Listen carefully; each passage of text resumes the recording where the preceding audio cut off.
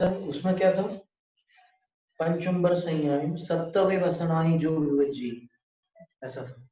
यहाँ पर पाठ भेद है, मतलब गाथा में थोड़ी भिन्नता है। परिहरीय जो सप्त वसनाई, वहां था कि सप्तवे वसनाई जो विवज्जी, जो सातों व्यसनों का त्याग करता है। यहाँ कह रहे हैं कि इस प्रकार जो 7 व्यसनों का परिहार करे। इस प्रकार यानी वर्तमान में जो व्यसनों से दुर्दशा होती है वो, और व्यसनों से जो जीवघात होता है, मादकता आती है, और अन्य अन्य जो भी कुछ होता है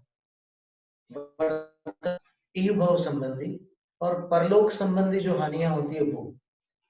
तो इहलोक और परलोक में जो व्यसनों के कारण होने वाला अहित है, उसको दृष्टि में लाकर जो त्याग करता है और जिसकी मति सम्यक्त से विशुद्ध होती है, वह दर्शन श्रावक कहा जाता है। ये पहला स्थान है, श्रावक धर्म का प्रथम स्थान।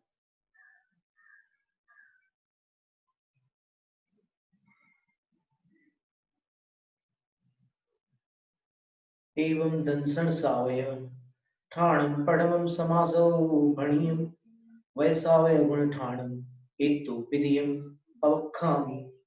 इस तरह दर्शन श्रावकों का प्रथम स्थान संक्षेप से कहा गया है। और रत्नगण श्रावकाचार्य में देखो तो थोड़ा उसमें 4 बातें सम्मिलित की हुई। सम्यक दर्शन शुद्ध, संसार शरीर भोग निर्विघ्न, पंच गुरु चरण शरण, दर्शनिक तत्व पथ गृह्य। वहां पर उन्होंने 4 बातें कही कि प्रथम स्थान जो है, यहाँ स्थान शब्द है, वहां पद है। रत्नगण श्रावकाचार्य में श्रावक पदानी देवई एकादश देशितानी, श्रावक के 11 पद बताए हैं। यहाँ पर 11 स्थान बता रहे हैं, अर्थ एक ही। तो वहां क्या कहा उन्होंने, सम्यक्त से विशुद्ध है मति जिसकी, यहाँ पर कहा। वहां पर क्या कहा, सम्यक दर्शन शुद्ध। तो इसके 2 प्रकार से विग्रह होते हैं, तत्पुरुष समास करो या बहुव्रीहि समास करो। तत्पुरुष में ऐसा होगा कि सम्यक दर्शनेन शुद्ध, सम्यक दर्शन शुद्ध। जो जीव सम्यक दर्शन से शुद्ध है वो सम्यक दर्शन शुद्ध कहलाता है। और दूसरा करो तो सम्यक दर्शनम शुद्धम निरतिचारम यस्य सः सम्यक दर्शन शुद्ध। जिसका सम्यक दर्शन निरतिचार होता है, निर्दोष होता है, वह सम्यक दर्शन शुद्ध है। तो अब इसमें से क्या लेना अपने को, तो प्रयत्न रूप में अतिचारों का त्याग करना होगा, क्योंकि शैक्षणिक सम्यक के साथ में ये अतिचार पाए जाते हैं। तो आप सर्वथा उससे रहित नहीं हो सकते, क्योंकि सम्यक्त प्रकृति के उदय से छल मलिन और अगाध दोष तो आते रहेंगे। तो उससे आपको सावधान रहना है, बस एक ही है अभ्यास रूप में। और वैसे आपको सम्यक दर्शन से शुद्ध रहना, आपको मिथ्यात्व के अभिमुख नहीं होना। तो तत्पुरुष और बहुप्रीहि दोनों समासों को आप ग्रहण कर सकते हैं। फिर जो व्याख्याता हुए हैं, टीकाकार हुए हैं, उन्होंने एक को प्रधान बनाया, कोई आपत्ति नहीं। पर अपन जब इधर से विचार करते हैं ना, सम्यक प्रकृति सिद्धांत से, तो सम्यक प्रकृति जो होती है वो कभी भी निरतिचार नहीं होती। तो उसमें छलमलिन और अगाध दोष उत्पन्न करना ही है उसको, उसका कार्य ही है। वेदक सम्यक दर्शन कहते हैं उसको, क्योंकि वो सम्यक प्रकृति का वेदक होता है, यानी उसका वेदन होना ही है उसका। ये हमारे भगवान है, हम शांतिनाथ भगवान को ज्यादा मानते हैं, ये सब जो है वो वहां बनता है। अब इसमें एक जानने योग्य बात है, अभी हमने कहीं पर पढ़ा था, एक कविता कहीं किसी ने लिखी थी कि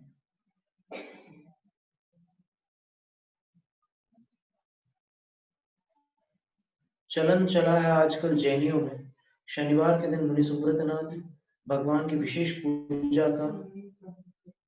क्या है इसका कारण, क्या ये है आगम सम्मत? जैनियों के हैं 24 तीर्थंकर, सभी से हैं एक समान, सभी ने देशनादि जीव मात्र के कल्याण की कराकर 6 द्रव्यों का, 7 तत्वों का, 9 पदार्थों का ज्ञान अनेकांतर स्याद्वाद पद्धति को मानकर प्रमाण नहीं किया किसी ने निरपेक्ष दृष्टि से तत्वों का व्याख्यान, इसलिए नहीं है कोई उनमें छोटे बड़े का भेद। भगवान का जब जन्म हुआ, ज्योतिष विज्ञों ने उसके अनुसार बनाकर जन्म कुंडली उनकी लगाया अपना हिसाब, और अनुयायियों में उनके बता दिया मार्ग।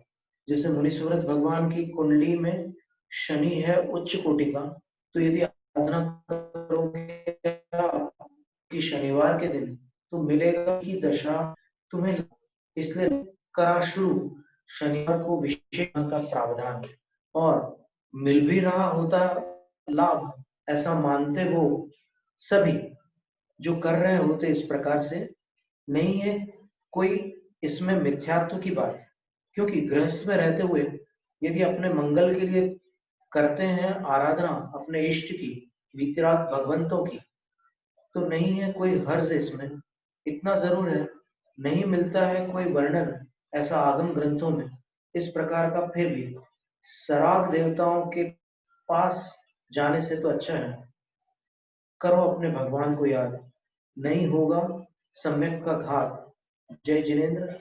अनिल जैन, राजधानी शुद्ध संवर्धक, 15/7/2020। ये कल ही की कविता है। तो इस विषय में अगर कोई आगम से जानना चाहे कि वास्तविकता क्या है, तो एक तो ये सम्यक प्रकृति वाली बात आती है कि सम्यक प्रकृति के उदय से तीर्थंकरों में भी कुछ अंतर आ जाता है श्रद्धा में। शांतिनाथ भगवान शांति के करता है और पार्श्वनाथ भगवान विघ्नों के हरता है। ये उदाहरण दिया है आचार्यों ने जैन शास्त्रों में। तो केवल इतना ही उदाहरण ग्रहण न करके उपलक्षण न्याय होता है, उस न्याय के माध्यम से आप और भी कुछ लगा सकते हैं भगवान में। जैसे वासुपूज्य भगवान मंगल ग्रह बाधा निवारक, उनकी आराधना मंगल ग्रह बाधा निवारक है।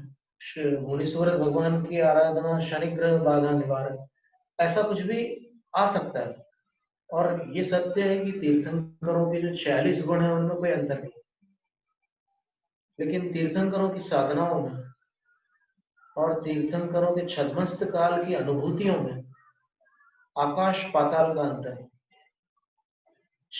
6 दिन में केवल ज्ञान प्राप्त करने वाले मल्लीनाथ भगवान और 1000 साल में केवल ज्ञान प्राप्त करने वाले आदिनाथ भगवान, इनके अनुभव एक समान कैसे हो सकते हैं?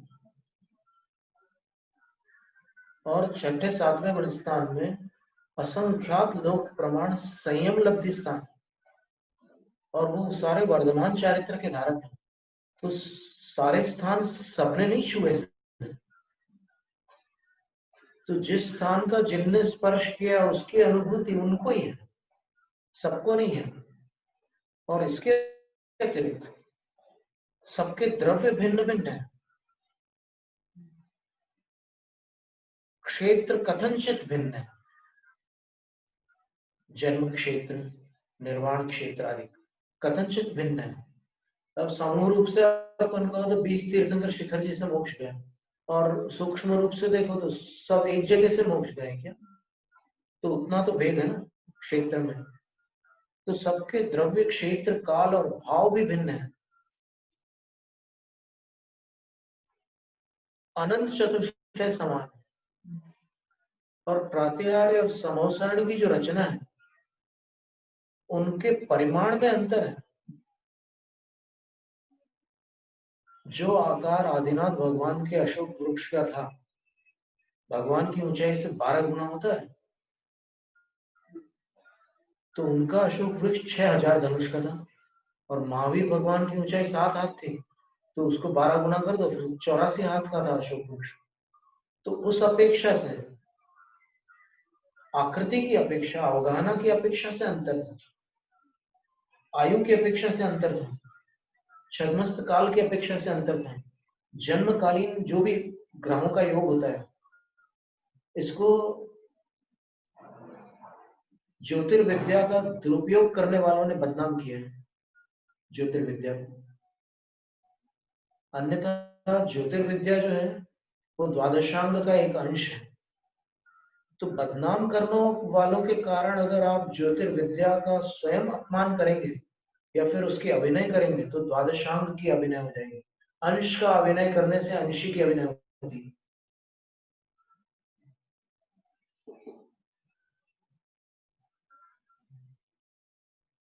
तो विद्या की अभिनय नहीं करना है। अब किसी को ठीक से गिटार बजाना तो गिटार को तोड़ना मूर्खता है। अगर भारत की टीम हार जाती है तो टेलीविजन को फोड़ना मूर्खता है।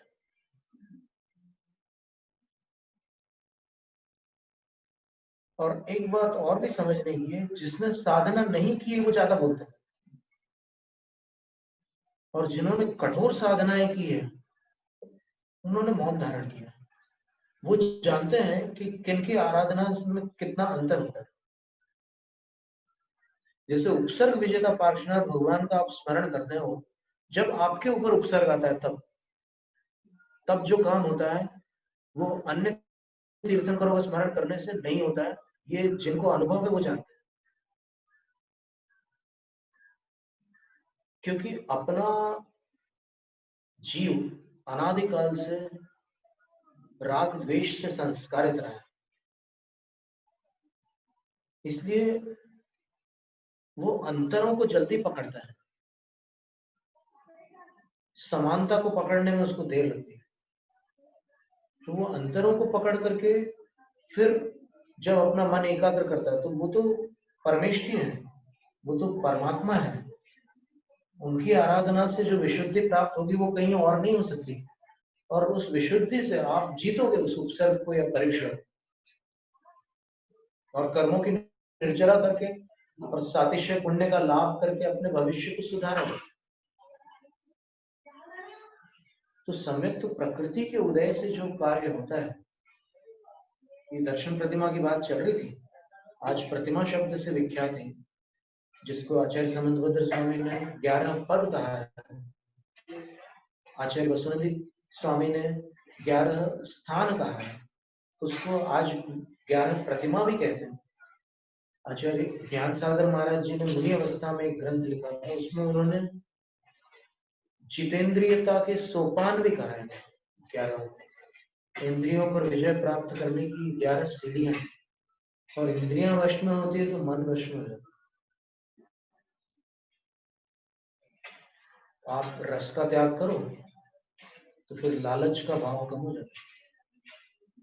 तो इंद्रियों को वश में करने से मन वश में होता है, इसलिए जितेंद्रियता की सोपान कहने में कोई आपत्ति नहीं। जितेंद्रियता के सोपान का हो तो ये सम्यक प्रकृति के अंतर्गत इसको कोई आप ठीक है। क्षणिक सम्यक दृष्टियों में और औक्षणिक सम्यक दृष्टियों में क्या होता है, वो तो निरतिचार होता है दोनों। औक्षणिक सम्यक दर्शन जो होता है वो काल की अपेक्षा से अल्पकालीन होता है, लेकिन निर्मलता की अपेक्षा से तो उसमें कोई दोष है नहीं। और एक बात और है कि ज्ञान जितना स्पष्ट होता है श्रद्धा उतनी निर्मल होती है।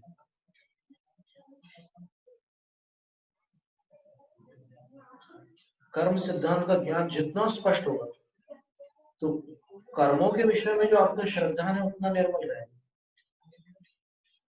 तो इसी तरह सभी तीर्थंकरों में जो अंतर है और जो कुछ भी है, समानताएं हैं, दोनों को जानना आवश्यक। और कुछ ऐसी जानकारियां भी तीर्थंकरों के विषय में आज प्रचारित है जो आगम से दूर चली जाती है। जैसे भगवान को सर्वथा अकर्ता मान लेना, ये एक प्रकार से भगवान का अनादर है। आप अकर्ता भी मान रहे हो और रोज शांति धारा के अंत में क्या पढ़ रहे हो, संपूजकानां प्रतिपालकानां यतीन्द्र सामान्य तपोधनानां देशस्य राष्ट्रस्य पुरस्य राज्ञः करो तो शांति भगवान जिनेन्द्र।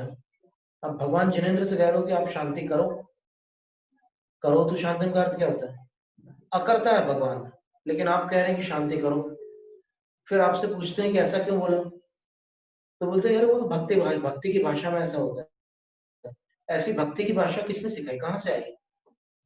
क्या आचार्यों ने ऐसी भाषा का प्रयोग किया है कि आप भक्ति की भाषा में असत्य कथन करो? भक्ति की भाषा में एक अलग श्रेणी की धारा बहती है। वो ये कथन जो है ये भक्ति का कथन नहीं है, ये प्रार्थना की भाषा है। करो तो शांतिम भगवान जिनेन्द्र, ये भगवान से आप निवेदन कर रहे हैं, प्रार्थना कर रहे हैं, करिए भगवान। और ये निवेदन जो है आग्रहपूर्ण निवेदन है। करो तो लोट लकार का प्रयोग है पंचमी का। करो तो शांतिम भगवान जिनेन्द्र। तो भगवान ये क्यों नहीं कहते कि अरे मिथ्या दृष्टि भगवान अकर्ता होते हैं, तू क्या करो तो लगा रखा है। और फिर ये भाषा आचार्य पूज्यपाद स्वामी, आचार्य समंतभद्र स्वामी, आचार्य कुमुद चंद्र स्वामी, बड़े बड़े महान आचार्य क्यों बोल रहे हैं ऐसी भाषा? क्या कह रहे हैं आचार्य समंतभद्र स्वामी? पुनः तो चेतो मम नाभिनंदनो जिनो जितक्षुल्लक शासन मम चेत नाभिनंदन पुनातु। नाभिनंदन आदेश्वर प्रभु मेरे चेतस को पुनः करो। तो आदिनाथ भगवान से अपने मन को पवित्र करने की बात समंतभद्र आचार्य क्यों कह रहे हैं?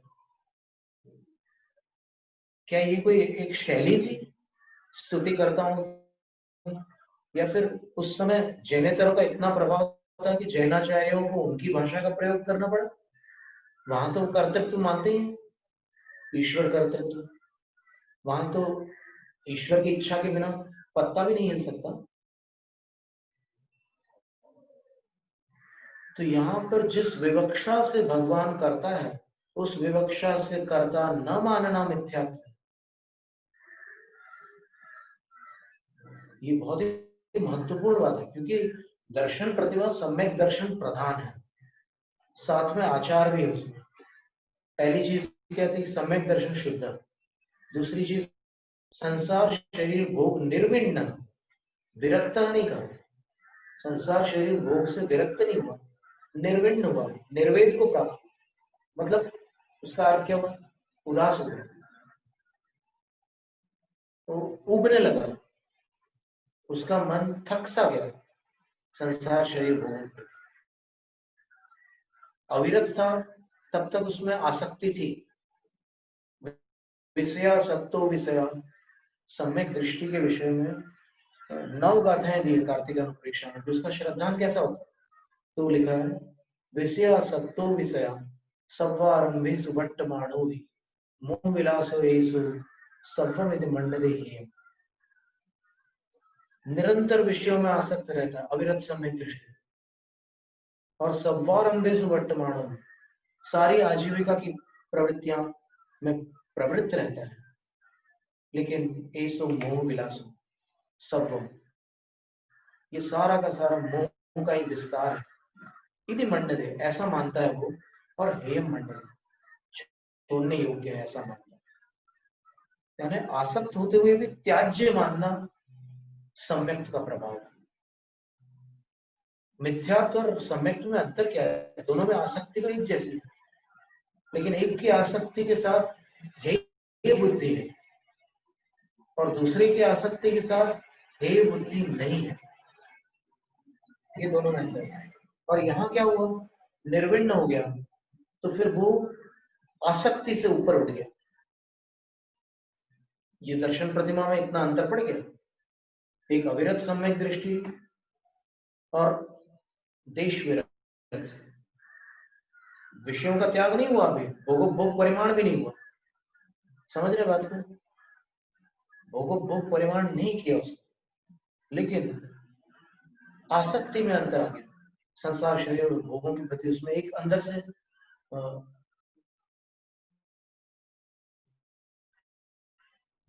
एक ऐसी भावना आ रही है कि जैसे थक गया हो, कर रहा है लेकिन जैसे उसको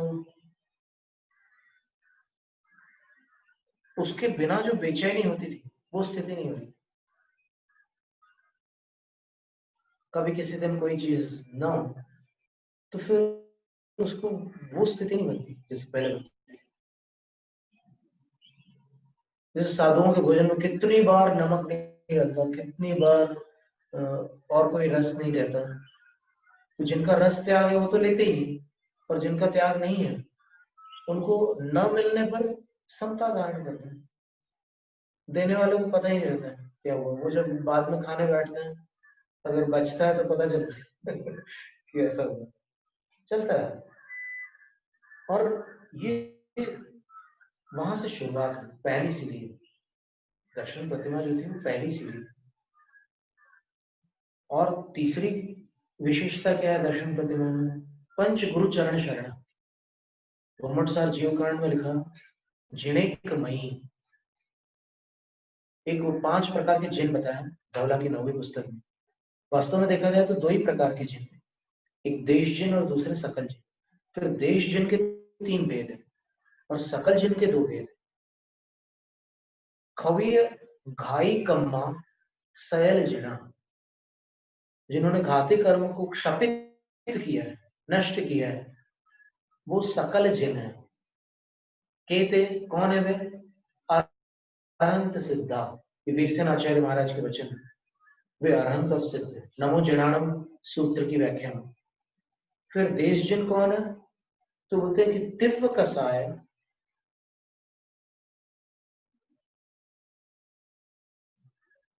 इंद्रिय मोह जयालो आयरी उवज्जाय साहु देश जन। तीव्र कषाय, इंद्रिय और मिथ्यात्व पर विजय प्राप्त करने वाले आचार्य उपाध्याय और साधु, ये देश जिन, दोनों जिन। तो कुल मिलाकर नमो जनानम में 5 आ गए ना, 5 परमेष्ठी आ गए। तो पंच गुरु चरण शरण, उसका संबंध अपन यहां जोड़ रहे हैं प्रथम प्रतिमा में। बस इन्हीं को रक्षक मान रहा है।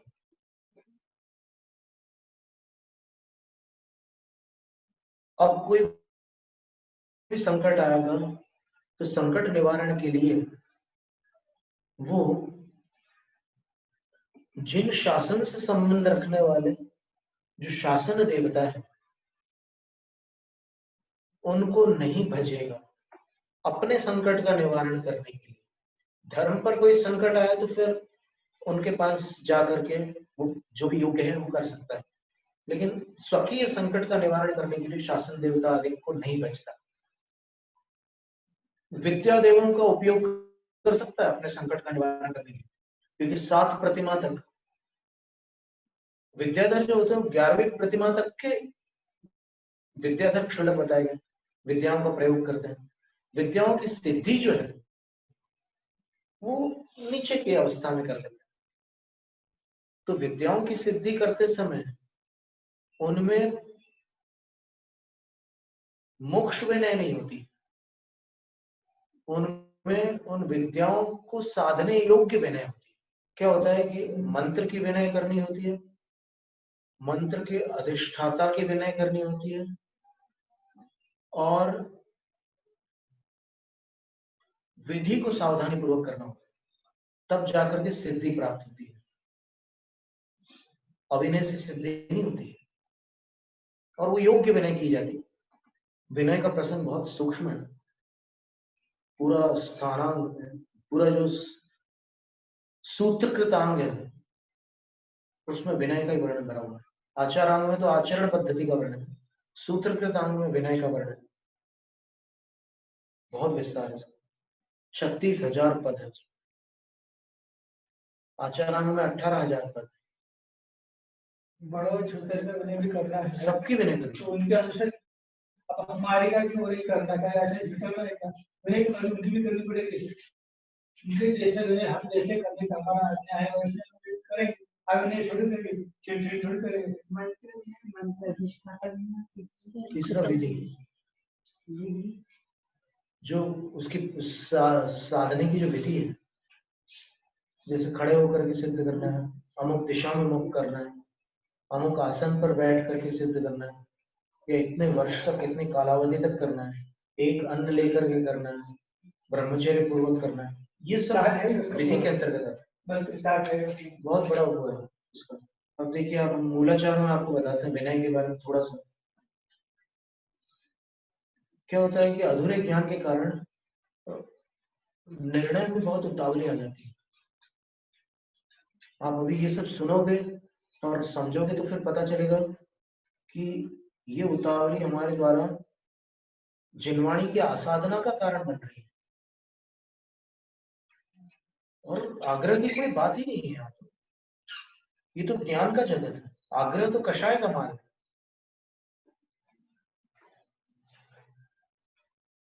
देखिए इसमें क्या कह रहे हैं,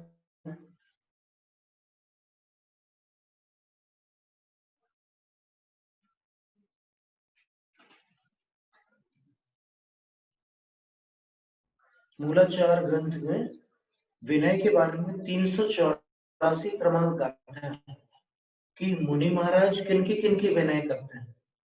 तो गाथा में लिखा है, गाथा क्रमांक पुनः हम दोहरा देते हैं, 384। राधिनीये उणराधिनी उणराधिनी राधिनीये उणराधिनी एषु अज्जासु चेव गिहि वग्गे विणोजरारियोसु कायव्वो अपमतेन। साधु को अप्रमत्त सावधान होकर इनकी विनय करने योग्य है, लेकिन कैसे करना, जहारी हो यथा योग्य करना।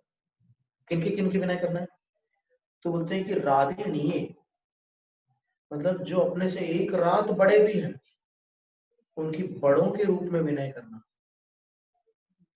और उणराधिनीयेषु, और अपने से एक रात ऊन है, छोटे हैं,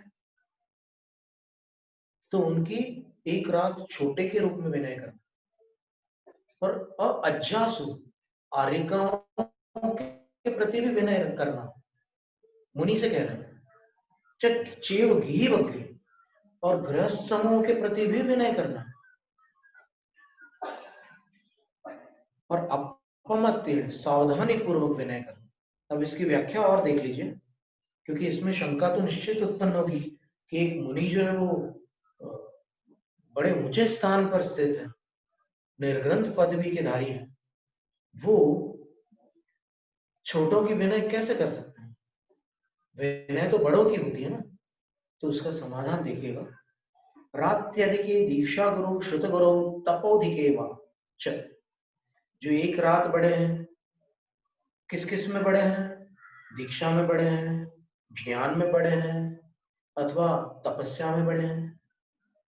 उणराधिनी, फिर बोलते हैं कि ऊन रात्रिकेषु च तपसा कनिष्ठेषु, जो दीक्षा में तप में अपने से छोटे हैं, गुण कनिष्ठेषु, जो अपने में गुणों में कम है अपनी अपनी अपेक्षा, वयसा कनिष्ठेषु च साधुषु, और जो अपनी उम्र से छोटी उम्र के साधु हैं उनके प्रति, अज्जासु आरिकासु, और आरिकाओं के प्रति, और गृही वर्गे गृहवक्के श्रावक लोके च, श्रावक लोक के प्रति भी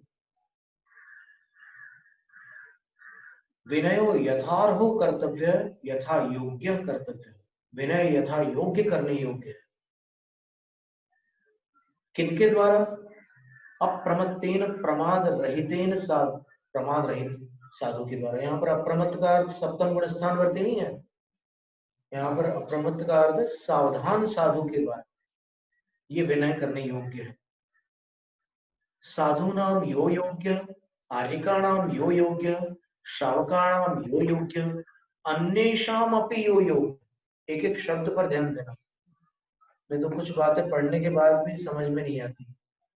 पहला क्या कहा कि साधुओं के योग्य जो विनय है वो साधुओं के प्रति करें, आर्यिकाओं के योग्य जो विनय है वो आर्यिकाओं के प्रति करें, फिर श्रावकों के योग्य जो विनय है वो श्रावकों के प्रति करें, और उसके बाद क्या लिखा है, अन्येषाम अपि यो योग्य स तथा कर्तव्य। अन्यों के प्रति जो योग्य विनय है वो उनके प्रति करें, उस प्रकार से करें। अन्य कौन है? साधु हो गए, आर्यिकाएं हो गए, श्रावक हो गए, और अन्य कौन बचा? बाकी के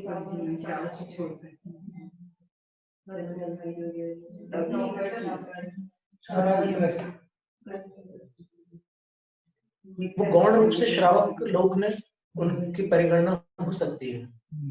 यहाँ पर अन्येषाम अपि शब्द भी दिया है, अन्यों की भी, तो उसमें देव लोग आ जाएंगे और चारों गति के सम्यक दृष्टि जीव आ जाएंगे। उनकी भी उनके योग्य विनय करना है, और वो करते ही हैं साधु लोग। जानकारी नहीं है कई लोगों को, लेकिन करते हैं विनय। कैसे करते हैं? तो आप जो पाठ करते हैं प्रतिक्रमण का प्रतिदिन 2 बार, उसमें आप क्या बोलते हैं कि वे सम्यक दृष्टि मेरे लिए मंगल रूप है, बोलते हैं कि नहीं? तो ये मेरे सम्यक दृष्टि जीव मेरे लिए मंगल रूप है, ये सम्यक दर्शन या सम्यक दृष्टि की विनय हुई कि नहीं? योग्य विनय है, उसके पैर नहीं छू रहे हैं। मम मंगलम अर्हंताय सिद्धाय बुद्धाय केवलिनो हीनानिनो मणपज्जम नानिनो चौदस्पुंगामिनो। इसको आप देखिए, पढ़िए, इसमें क्या क्या लिखा है, कौन कौन आ रहे हैं। ये सब प्रतिक्रमण करने वाले साधुओं के लिए मंगल रूप है, ऐसा गौतम गणधर महाराज ने कहा है। नाणम नाणीय, दंसणम दंसणीय। यहाँ पर दंसण शब्द का अर्थ जिनलिंग नहीं लेना, जिन मुद्रा नहीं लेना, क्योंकि नाण के बाद दंसण आया है। तो नाण के साथ जो दर्शन होता है ना, वो सम्यक दर्शन वाला दर्शन होता है। और वो जो सिद्धांत में ज्ञान दर्शन है, वहां पर दर्शन जो है वो सत्तावलोकन को दर्शन का है। लेकिन यहाँ पर मंगल रूप जो दर्शन है वो सत्तावलोकन रूप दर्शन नहीं है, वो सम्यक दर्शन है। सम्यक दर्शन दंसण दंसणीय मम मंगल, सम्यक दर्शन भी मेरे लिए मंगल रूप है, और दंसणी यानी सम्यक दृष्टि भी मेरे लिए मंगल रूप, ये कथन है। इसलिए सम्यक दृष्टि के पास यदि संयम नहीं है तो आप उसको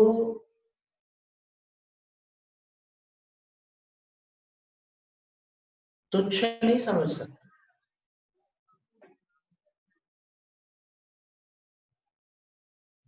वो चारित्र गुण की अपेक्षा से तो अल्प हो गया, लेकिन वो तुच्छ की श्रेणी में नहीं गिना जा सकता। वो पाप जीव नहीं है, पुण्य जीव है। ये बताया ना उसमें कि एक सप्तम पृथ्वी का नारक है जो परम कृष्ण लेश्या में वहां की प्रवृत्तियां कर रहा है, और एक 90 ग्रह जाने वाले अभव्य मुनि है जो 28 मूल गुणों का, द्रव्य व्रतों का निर्दोष पालन कर रहे हैं, 6 महीने उपवास कर रहे हैं, और उपसर्ग आने पर कराहते तक नहीं है। बोले कि वो जो सप्तम पृथ्वी का मारकाट करने वाला नारक है, परम कृष्ण लेश्या वाला जीव है, वो पुण्य जीव है, और जो नवम ग्रह में जाने वाले हैं वो पाप जीव है। कितनी बड़ी बात है। तो सम्यक दर्शन की अवमानना न हो जाए केवल असंयम को देख करके। और उस असंयम में भी आप एक बात और देखिएगा कि वो असंयम बाहर से देखने पर मिथ्या दृष्टि जैसा दिखता है, और मिथ्या दृष्टि का और असंयम, अवैध सम्यक दृष्टि का असंयम सर्वघाती कषाय से ही उत्पन्न हो रहा है। ये भी समानता है, लेकिन मिथ्या दृष्टि का संयम उसको दुर्गति में ले जा सकता है, और सम्यक दृष्टि का असंयम उसको भवनत्रिक में जाने से भी रोक लेता है, और देवी की पर्याय में भी नहीं जाने देता। वो असंयम क्योंकि सम्यक से मंडित है, तो वो असंयम कितना भी, वो कैसी भी प्रवृत्ति, कृष्ण लेशा में क्यों ना हो सम्यक दृष्टि, अयोध्य 6 लेशा हो, घूमट साहब में लिखा कि चौथे गुण स्थान तक 6 लेशाएं हैं, तो वो क्यों ना हो उस लेशा में, लेकिन वो असंयम उसको दुर्गति में नहीं पहुंचाया। तो इतना बड़ा कवच हो गया उसके ऊपर। ये आत्मा का कवच है कि वो उसको दुर्गति से बचा दे। पहचान कैसे करेंगे अपने स्वाभिमान परमेश्वर विश्व की पहचान कैसे करेंगे जिसमें से कभी अभिमान है? अब स्थूल पहचान तो यही है कि श्रद्धान परमार्थान नाम आप्तागम तपोकृतम, परमार्थ भूत जो आप्तागम तपस्वी है, साधु गुरु है, दीक्षाधारी है, उनके प्रति जो श्रद्धान है वो सम्यक दर्शन है। और सूक्ष्मतः तो अपने ज्ञान का विषय नहीं है। संयमी को तो ठीक है, संयमी को तो पहचान कैसे होगी? उसमें फिर वो 8 चिन्ह बताए जो सम्यक्त के आराधक जीव को दूसरा सम्यक दृष्टि 8 चिन्हों से पहचान सकता है, ऐसी गाथा आती है चारित्र पर्व में। तो सतर्केन कौन करते हैं विनय? ऐसी साधु वर्गीय पूरा साधु समूह विनय करता है। अप्रमत्तेन आत्म तपोन रूपेण सावधानी पूर्वक करता है और अपने दीक्षा और तप के अनुरूप विनय करता है। कैसे करता है? तो बोले प्रासुक द्रव्यादि भी स्वशक्त्या चेत, प्रासुक द्रव्यादि देकर उनको माला है तो माला देती माता जी, तो माला देते समय जिस प्रक्रिया से वो देते हैं वो विनय है। और माला देने का भाव जो है वो वात्सल्य है। ऐसे फेंक करके नहीं देंगे, अच्छे से देंगे, ऐसे करके थोड़ा सा झुकेगा भी उनका शरीर, ये भी विनय है।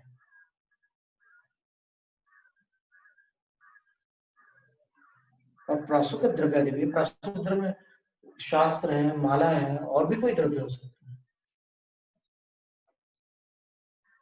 स्वशक्त्या चेत, अपनी शक्ति से भी कर सकते हैं विनय। इस तरह ये चर्चा थी। आज एक गाथा अपन ने देखी है और उस एक गाथा में जो दर्शन पद को लेकर के समंतबद्ध आचार्य महाराज ने कथन किया, पंच गुरु चरण शरण, उसमें उन्होंने कहा कि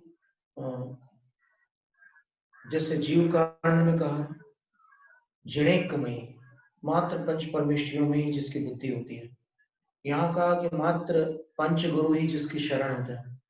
और परमेष्ठ पदैक धी, सागर धर्मामृत में उन्होंने कहा कि परमेष्ठी के चरण ही में ही जिसकी बुद्धि होती है की बात है। तो उसकी व्याख्या करते हुए सागर धर्मामृत में जो संस्कृत टीका है उसमें स्वयं ग्रंथकार पंडित आशाधर जी हुए, वो ग्रंथकार।